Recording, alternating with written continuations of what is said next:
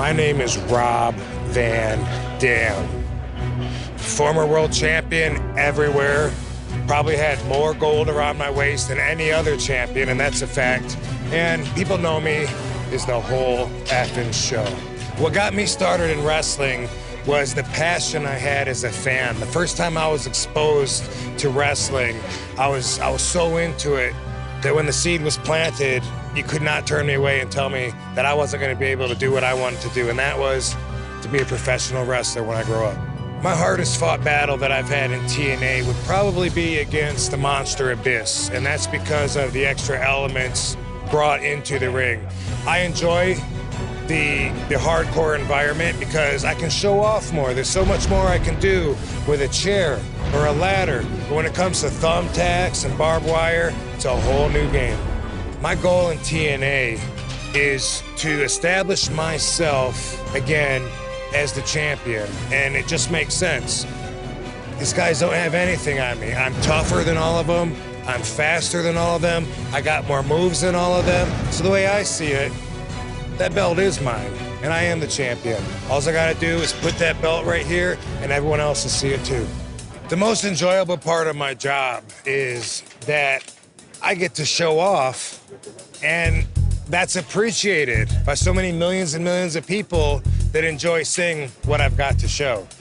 The worst part of the job, being a professional wrestler, is that you're in such demand that everybody wants to see you everywhere, all over the world. You can't be in all places at the same time, unless you get into quantum physics, which I can't explain right now.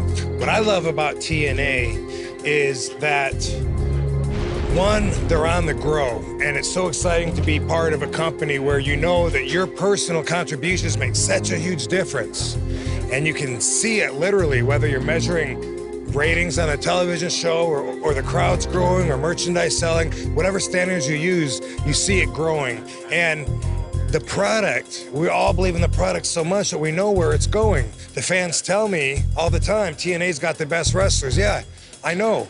We got the most exciting matches. I know that too.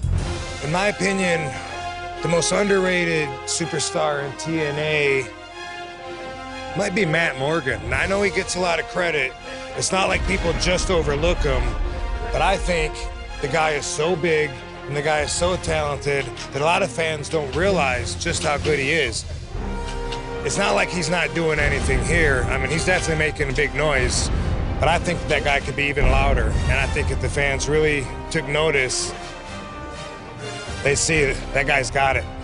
My greatest strength in the ring is probably my moves, because I'm always flipping and splitting and spinning all around my opponents. That's my style. It's what I use to get ahead, but it's also what the fans appreciate, and that's why they followed me throughout my whole career, because I'm different. I'm one of a kind. I'm original. Not to mention, I'm a very tough person that's hard to hurt, and that has definitely gotten me very far in the business, and I'm skilled. I can actually really mix it up.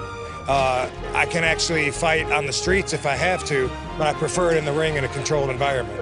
You know, throughout my career, if I had a weakness, I would think that maybe it would have been the fact that I'm not a giant. Now, today's standards, the way that people like me have actually changed the business, it's not a factor.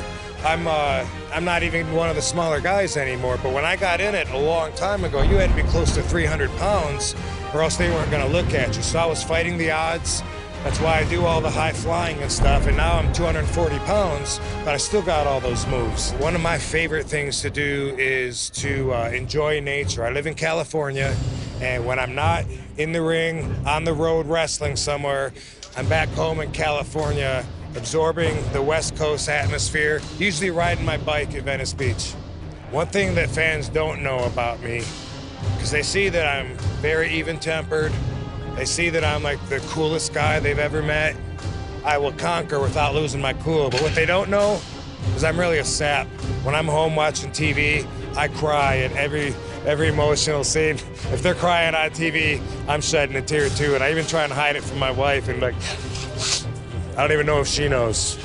I would like to be remembered as a legend, an icon in the wrestling business, I feel like there's a good chance. You know, I kind of made my own path as I did throughout everything in life, and I hope to stand out in everybody's memories, not as just being another wrestler, but as being RVD, the guy who, much like Frank Sinatra, did it his way.